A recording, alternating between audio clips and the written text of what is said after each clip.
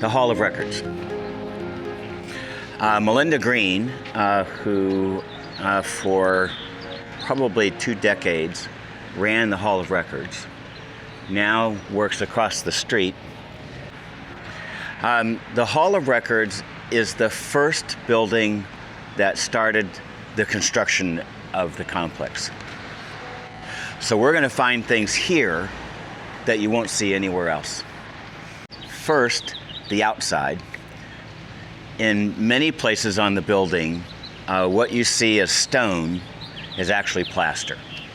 It's actually plaster? Plaster. But this is real stone. And I think what had happened, by the time they got to the finish of the Hall of Records, the architect, the contractor, and certainly the client realized we're not going to be able to afford to do that around the entire building. And so the contractor came up with a trick. The trick is, and we can see it around the corner on the annex right next door to this building. The trick was they applied a plaster, colored plaster wainscot, and then they took the chisel that they were cutting the real stone with and just simply did that to the plaster. So it looks like it's stone, but it's not. For this particular stone, it had a serious spalling problem, and you can see where it's been repaired. So this is a repair. This didn't have a face on it. And so this is concrete with tooled surface to match the stone that's next to it. And they did a pretty good job. They did a great job. They did this all the way around. A lot of the stone was just like this, just kind of peeling off in layers. But they went all the way around the building, and you can clearly see what has been repaired and what hasn't been. It's always a challenge to try and match color. It never actually works out well. But hopefully it will weather, and then it will look closer. Now, the tour, if you're taking the A tour, comes around here, and eventually, you get around to the front of the building. But during the week, the door is open. And you'll see when we get inside, you'll see why you might want to take your tour right through the building, right in the front door and right out the back door, because then you get to talk about the inside of the building. I say that only because you're going to wind up in the middle of the yard when you take the back exit. All you're skipping is the front of the building where the trees are obscuring tiles that I don't think anybody really talks about. Much more interesting to go through the building than around it.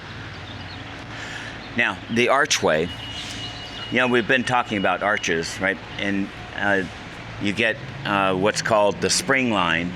So you see this arch is just a little off, raised at the corner to accentuate the fact that this is the entry to the building. And you get an arch that's off center. Its spring line doesn't even, the spring line is here. But you get this hugely overscaled cap to it. So if it were symmetrical, this spring line would also match on that side. But the original Hall of Records, the old Victorian building, also had a corner on it that was much like this. Was this intentional to reference that? Yeah. Reference the corner that was on the Victorian Hall of Records. Okay. You see a postcard of it, and you see the corner of it is just like this. This is just the Spanish Andalusian version of that corner. All right, hi. Hi. How are you? I'm good. How are you? Good. Good to see you. Thank you again. Oh, no problem. I love this. Come on in.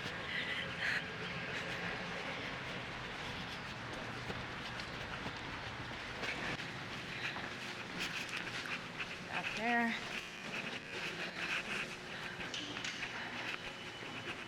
My favorite general was the memo basket. Oh, yeah.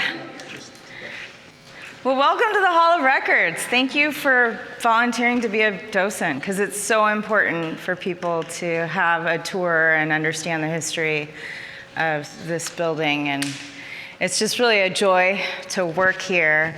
This is the original Hall of Records, before the earthquake destroyed the building. This function, the clerk's office, was here. In this building, we do official records, which are your real estate records. So if you buy a house, or you have a mortgage, or you don't pay your taxes, you have a lien, all of that gets recorded here for constructive notice. We also do the marriages. Many of you see our weddings. We have many weddings every year. We do the marriage license issuance. You don't have to use us as the officiant, but we also perform that service. Our goal is to perform 4,000 weddings this year. We're very popular. In fact, we did kind of a poll across the state per capita, and we did like almost 3 times the amount of weddings of the other counties. So we're very popular, and I owe it all to this spectacular venue. But why would you want to do 4,000 weddings? Is there a reason? Because people deserve a beautiful wedding, and it's so expensive these days.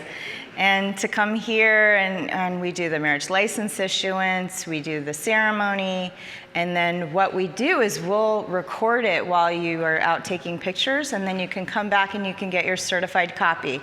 And that's how you're gonna prove that you're married to the DMV, Social Security, what have you. How many divorces do you do here? How many what? Divorces. We don't do any. That's the other side of the building. That is, we do the fun stuff and we send them over to courts. So people get us confused quite often. I think I read somewhere where the marriage number picked up after COVID. Is that? Oh, yes. We went way up. During COVID it picked up, actually, because what happened is a lot of counties weren't prepared for COVID. They didn't have a means to process everybody and do outdoor, space, and we do. In fact, I'm an emergency worker. I've worked emergencies since 2000, and I had written several pandemic plans already by the time COVID rolled around, so I was ready. And we set up right away. We were one of the first to open because we built tents out on the garden, and we processed transactions outside. So we were able not only to take care of the Santa Barbara community, but many other communities as well. So people were driving from all over. And then we sort of kind of kept that following. And I think with social media and the pictures that get out, and people are very complimentary of our services because our clerks are top notch. I mean, they really are. They really are highly trained on customer service and believe in what they're doing. And it's just such a lovely service. It's a lovely venue. And so we get a lot of referrals. And so, yeah, I think we increased our services, our marriage services, by 80%. And it's a revenue stream for the county. It is.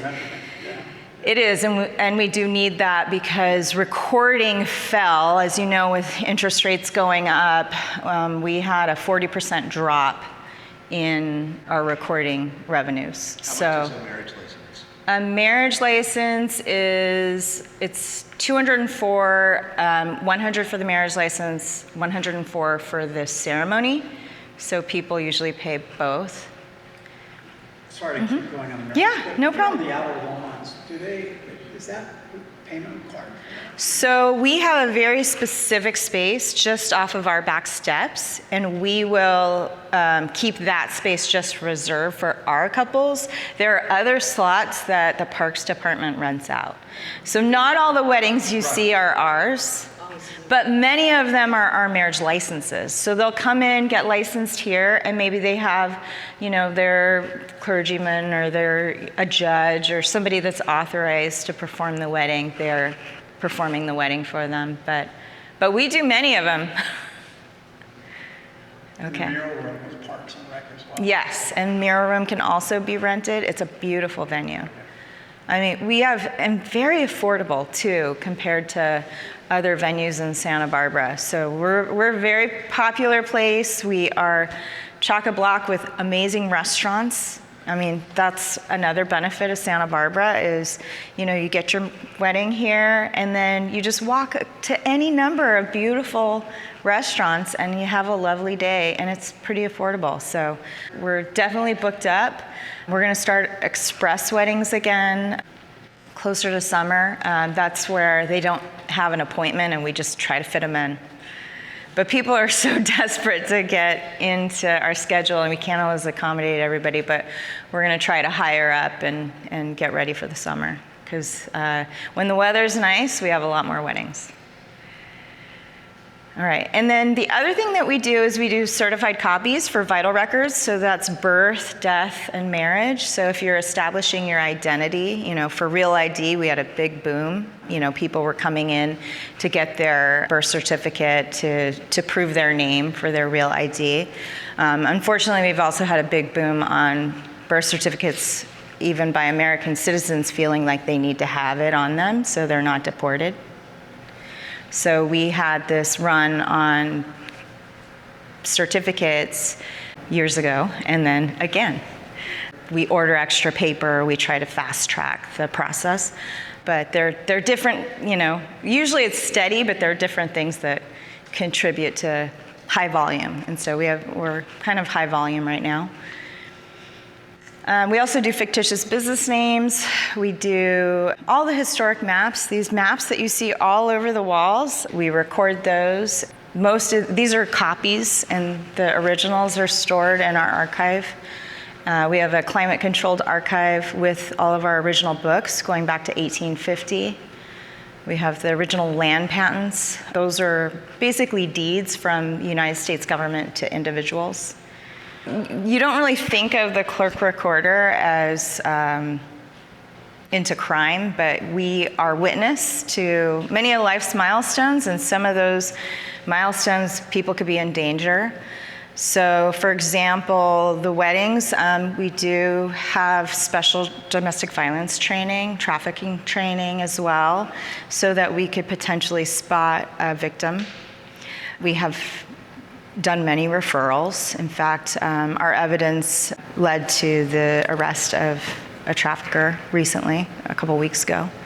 It's very important for us to be alert, be paying attention. We might be the only chance that person has. So they're here to get married. But it's like something's Something could be off. We have a lot of elder abuse. There are a lot of sweetheart scams, unfortunately. So we do training on that as well. And it's just devastating if you are the victim of one of these scams. There's one that we're watching right now.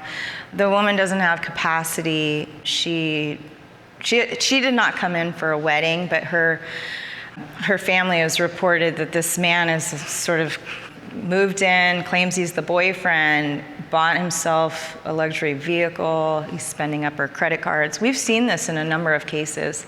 So what we do is we'll we be on the lookout, and we'll make sure that if a recording comes in for that person, we're kind of aware and we want to be witness. We'll take notes, we'll make sure they're on camera, and we're sending it to counsel, the DA. We work very tightly with the district attorney's office.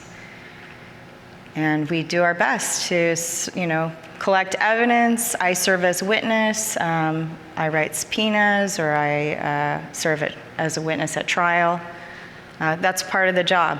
And it's a very important part of the job because there's a lot of real estate fraud in the community. There was a case that happened. We saw these exclusivity agreements, and what was happening is an elderly person, usually in financial distress, maybe questionable capacity, they needed, they have equity, but they need cash for their house. They were signing these basically agreements or liens for 40 years to use the same realtor at a 6% commission. And if you wanted to get out of this, then you'd have to pay an exorbitant rate. And we just saw this, and we were like, wow, the terms are really rough. There's prepayment penalties. There's really steep interest rates. And so I notified the clerks across the state of California in writing. I spoke about it at a conference, and I reported them to the DA. I encouraged all the other clerks to report it to the DA. Well, Attorney General Rob Bonta took the case on. And he named, it was statewide, all the counties had these liens. They named Napa and Santa Barbara as their primary witnesses. And we got an injunction against these. And, you know, I'm very vocal to our legislators, and Greg Hart actually sponsored an assembly bill to make these agreements illegal, which passed. So now they're illegal. I helped the DA coordinate the cleanup, and you know we're just on the lookout. I'm a fiduciary for our community, and you know we do recording, but we also see. And so if we see something, we say something. And I have a lot of connections with law enforcement that I'm constantly doing referrals with, adult protective services as well. Okay. And that's the light work. Yeah. So I want to describe the space. The improvements that you see are new, well, old Oh, now. let me get your pictures too. Thanks. Before this work was done, the skylight was covered, literally roofed over, and it was dark in here. And there was once a lamp hanging Sorry, did they roof it over straight across, or did they build it on top. down? It was roofed. There's the lamp. Tarred and hot top See. on top. Was that like in the 60s or something? I suspect, you know, the kind of glazing was done, of course, in the 20s, right? And they used a putty, glazing putty. Well, that stuff doesn't last long. Once it dries out, it cracks, and it leaked. And you know, there was just no practical way to solve the leak. So they took the glass out and put plywood shapes in the size of the glass, and then roofed it over. So it was a dark cave in here. And the staff at that time were in the middle. There were walls that closed from column to column. There was a vault right in the middle, in the back. There was a move before Joe Holland became the clerk recorder. There was a project and a move to move the Hall of Records out of this building into a new building over on Victoria Street, now called the 90 Schwartz Building. This was the old county room. And then Joe was elected and said, "Nope, we've been in this building since 1928. We're going to stay in this building. We're going to fix it up." And so he and I walked around. We identified a whole laundry list of things to do and set off to do this project. One of them was to insert an elevator so that it became ADA accessible. So we put an elevator in. Get you from the basement to the second floor. And we included heating and air conditioning. What year was this that you were doing this? What year was this? I want to say that it's 2004, 5, right in there. So part of the problem was that the building had steam heat, but no AC, no air movement. So inserting heating and air conditioning is a big deal. Clearly, we don't want to drop a ceiling in here and put ducts in, right? That would be a crime. And so I basically locked the restoration architect and the mechanical engineer in a conference room and said, "You have to solve this problem. You can't leave until you've solved the problem." And what they came up with is what we call a light air screen, but also this is a mechanical duct. It comes from the basement and vents out the bottom of it. And then along the perimeter, you see these columns with lights on top of them. Those are all air conditioning ducts. And we can walk over there and take a look at one. I know, I wish it was on. Yeah. And then you can feel how nice the air is, but you can feel it blowing. Who came up with this idea? The restoration architect and the mechanical engineer. These are what we call light air grills, right? So air comes out the top of it and out of the side of it. And it has its own thermostat around here somewhere. It's on the device. It's, Over here, like on yeah. the sides. Yeah, you can see it. So on E- the other side of that thing, Each one has its, you can see right here. there it is. Each one has its own thermostat. So if this person happens to be warm, they can turn it to air conditioning. If that person happens to be cold, they can turn it to heating, and it will heat and cool simultaneously. We'll see those in the basement. They're all connected to a geothermal field that's in the lawn out front. It's an amazing technology. Typically, you get a geothermal field that's like in Illinois, right? You want extreme differences in temperature. So you go from very cold to very hot. We're very arid, we're consistently 60 or 70. The reason why we chose geothermal is because we didn't have to put any equipment on the outside of the building. Air handlers, basically. So that the mechanical device connected to this grill needs to have a starting point. Typically, it's a device on the outside of the building that is helping to regulate what temperature this device thinks it is. These devices, because they're using a geothermal field, believe that it's 69 degrees, right?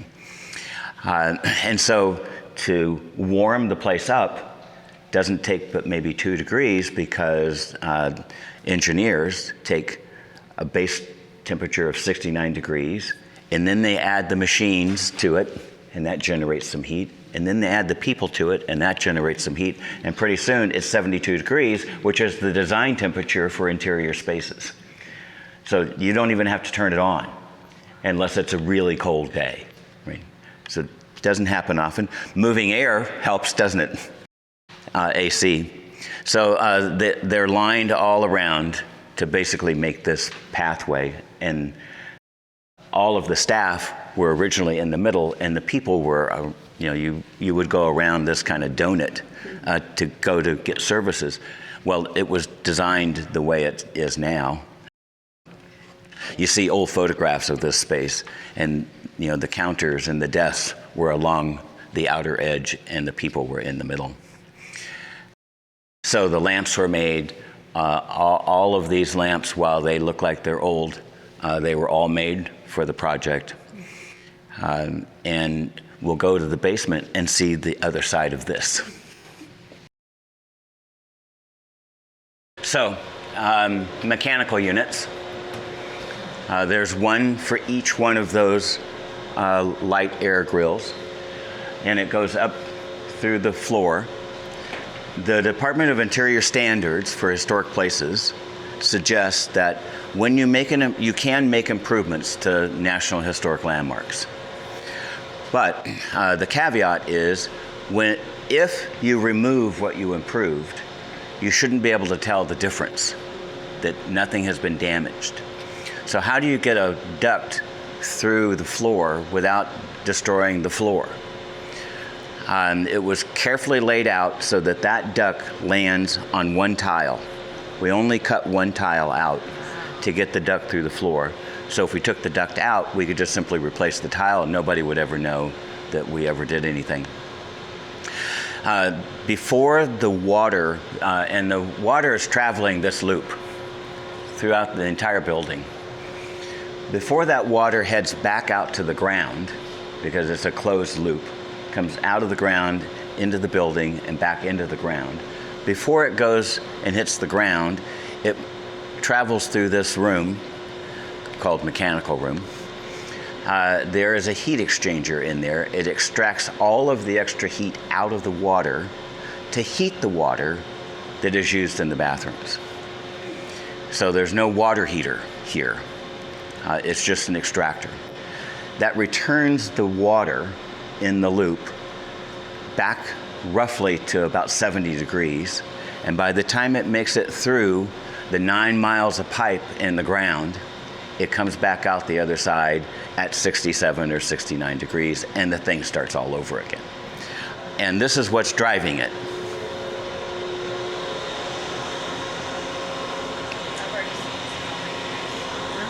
These guys.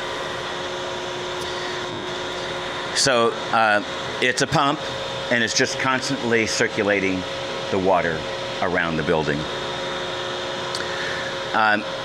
We discovered that the geothermal system was producing, let's see how far we can get that. We discovered that the geothermal system was producing excellent rates of exchange.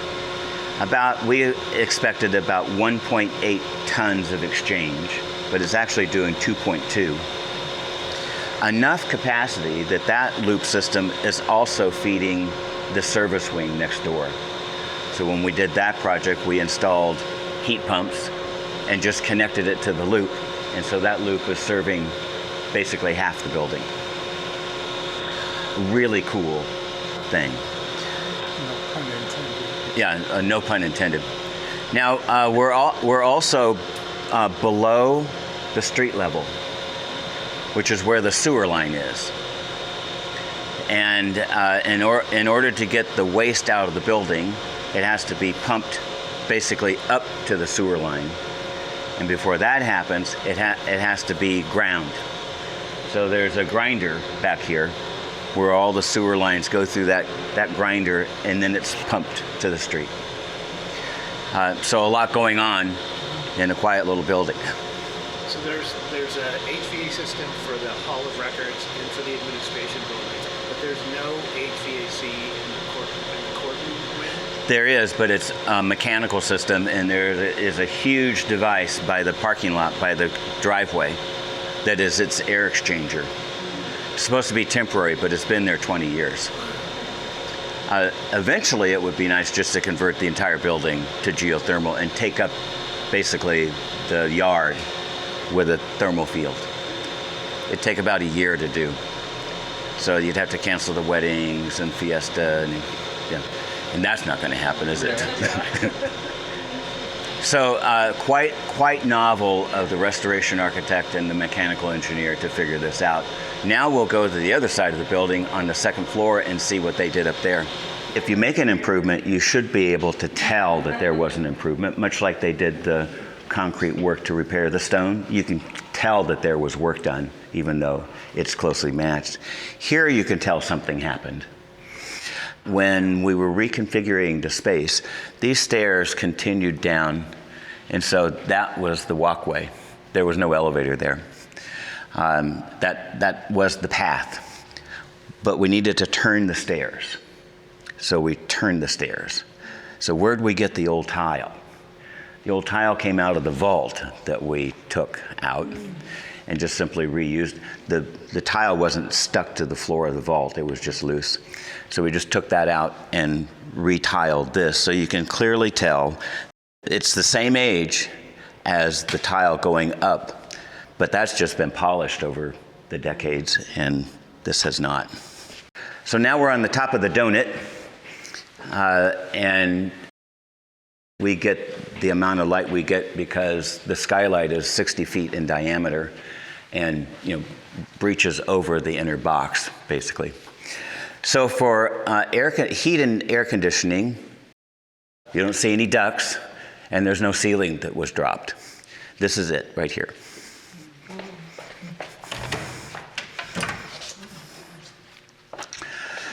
The loop comes up through the cavities of the wall. This piece of furniture was designed so that the bottom part is the return. So this device will pull the air in through the bottom and push it out through the top. And it also acts as storage. You probably might recognize potentially where this comes from. along the hallway in the main court, you see these armoires, those used to be in all the offices. And when you opened it up, one half had a sink and one half had a place where a person could, store a nice clean white shirt. Right? So this restoration architect studied that, came up with these devices, and they're basically scattered all around the donut, so that no drop ceiling and no air conditioning ducts. Pretty cool, isn't it? Yeah. This used to be a men's restroom. Well, men's, but then it turned into unisex, changed the signing on the door. It used to be a restroom, but now it's the chapel for indoor weddings. Steps go over a bridge to the annex. No longer used, security issues, and there isn't any reason for anybody from here to go to there or there. But back in the day, used to travel that path quite a lot because my office was right next door. And this is the famous balcony. The Carubia sisters who ran the Hall of Records back in the day. There was no dumbwaiter, there was no elevator. They did it by basket. And you can see the chunks in the railing here with the rope going up and down. Oh my God. Yeah. Yeah, can you send down that? Yeah, and over it went into the basket. So you guys don't use the basket anymore. It's just part of the lore now. But for decades, the railing was used as the way to haul it up and down. And then you get this wonderful view of the upper part of the ceiling. So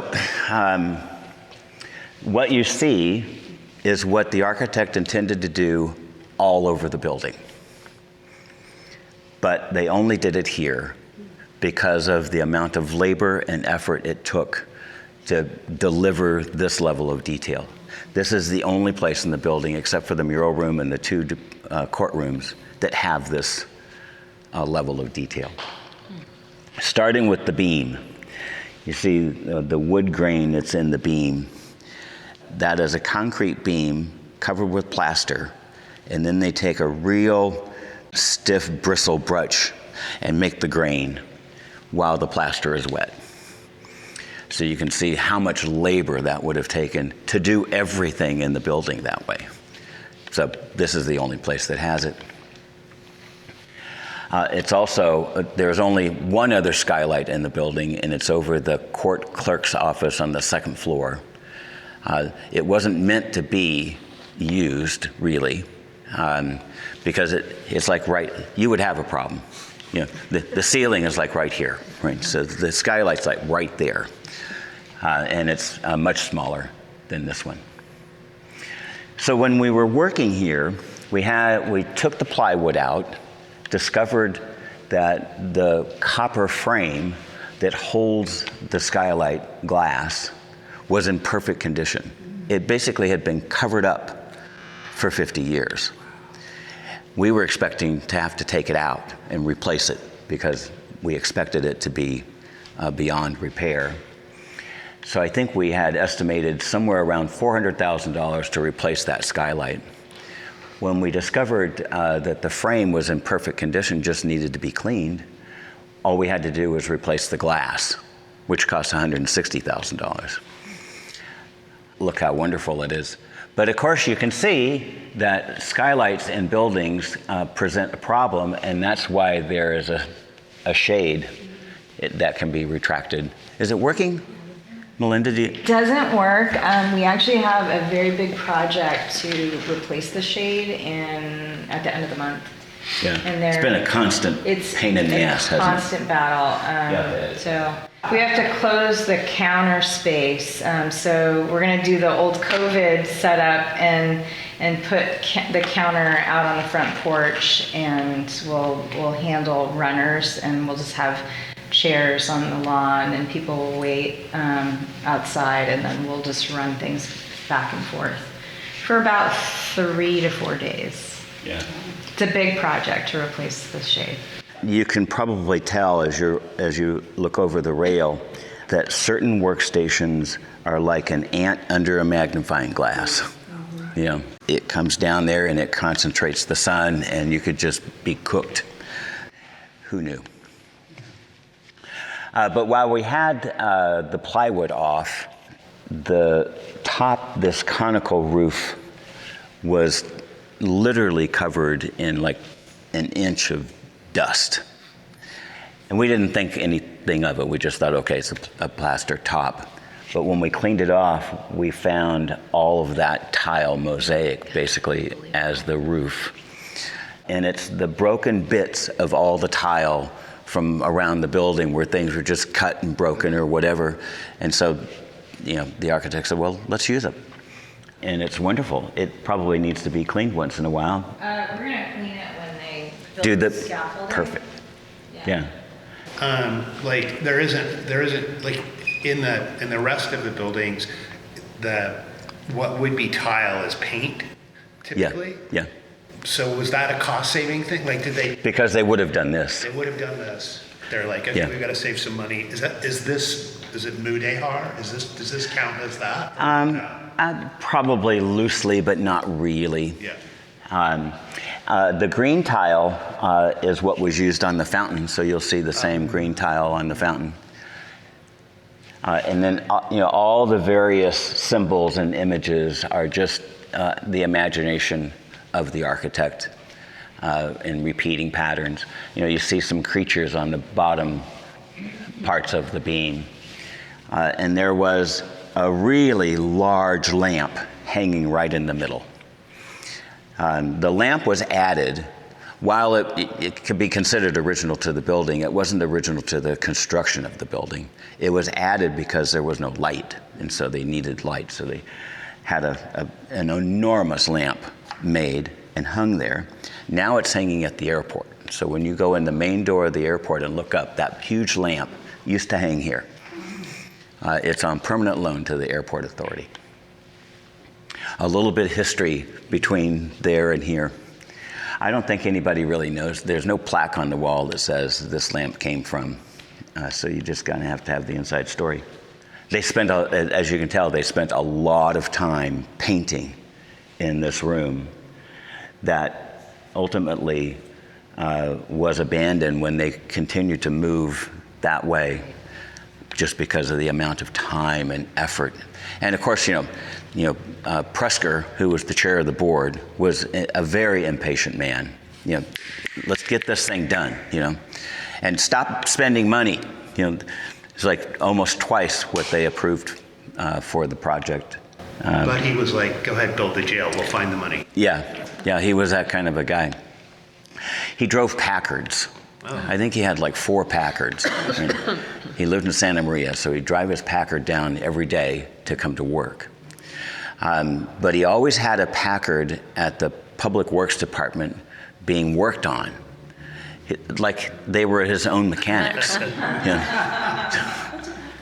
Packard is a car. An old car, and Faye Bisnow's family was the Packard Car Company. Yeah, so They were pretty fancy cars. pretty fancy cars. We were at her house a couple of years ago, and in her basement, they converted an old kind of ratty section of their basement into like a family den. And surrounding the entire room are the various models of Packards that her grandfather manufactured. Robert, can you give the date line or timeline again as to when this was covered and then when it was restored back? There aren't any records, but I'm going to suspect it was probably covered in the 30s. Okay. Because there was no glazing compound that they could figure out how to glaze it without it leaking. Right? So they took it out and did that. So it had been covered probably roughly from the mid-30s. Now it's a silicone product with a copper cover to protect the silicone. So it lasted 70 years? The roof was on there 70 years, yeah. And it was literally a dark cave in there. Right? I didn't realize it was that long. Yeah. It was like a dungeon. Yeah. Yeah. And there were, so I was the analyst for Ken Pettit. when he decided he was going to buy what's now the Naomi Schwartz building. He wanted to buy that property. And I, thought, well, yeah, we need property and we have trust funds to borrow from. So we bought that property. But then Joe had just been elected. And I told him, they're going to move clerk recorder out to the Naomi Schwartz building. And you need to, stay here. So he got to work right away, and he announced to the team, we're going to remodel this, you're going to come back here. And everybody was so upset. And they thought, no, we don't want to be in that rat hole. And It literally was a rat hole. It was overrun with rats. It felt like a dungeon. It was always too cold or too hot. And they never in their wildest dreams imagined that it would turn out like this. And they were so happy when, and they were very happy to come back. And I, credit this place to really having our wedding business soar because it's just so popular. We've been featured in many serious magazines, and we were voted the best venue this past year. And it's really a joy to work here. I think that you could clearly say this is the gold standard of clerk recorder offices across the state. This feels particularly kind of Moorish. Yeah, much more than, More so than the rest of the building. which is really what the goal was, right? And why you clearly see it here and not the rest of the building. Why did they make that change? Too much labor. Too much time. It was just going to take too much time. And you got Leo Presker breathing down your neck to open his office. So it was time and not money? Yeah. Okay. Because things were really cheap. Yeah, okay. It was more about time.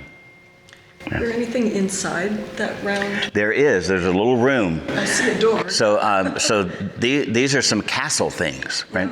So that is a passage from that office there, and including that keyhole door, so that it goes out into that little vestibule there. So when those defensive doors are open, it conceals the door, the little secret door that gets into the side of the castle, right? And of course, it's not a castle, right? But the design motif follows that defensive thing. We also have law enforcement sneak in through that way when we're dealing with a situation. Okay. So that they can observe. Yeah. We've arrested people here. They can protect the brides not wanting to be. I was going to ask you how long the response would be, so it doesn't take a long to get here, does it? It depends. The DA is right across the street. Sheriff's next door to them. Just down on Figueroa. So. They come when you think there's a... If there's something serious, we have Don't respond. Triumph security guards. We also have the bailiffs that are part of sheriff. So between police department, we have sworn officers of the DA, the bailiffs, Triumph security. They're gonna come help us. If we're in a serious situation, they show up quickly. That's our Saturday.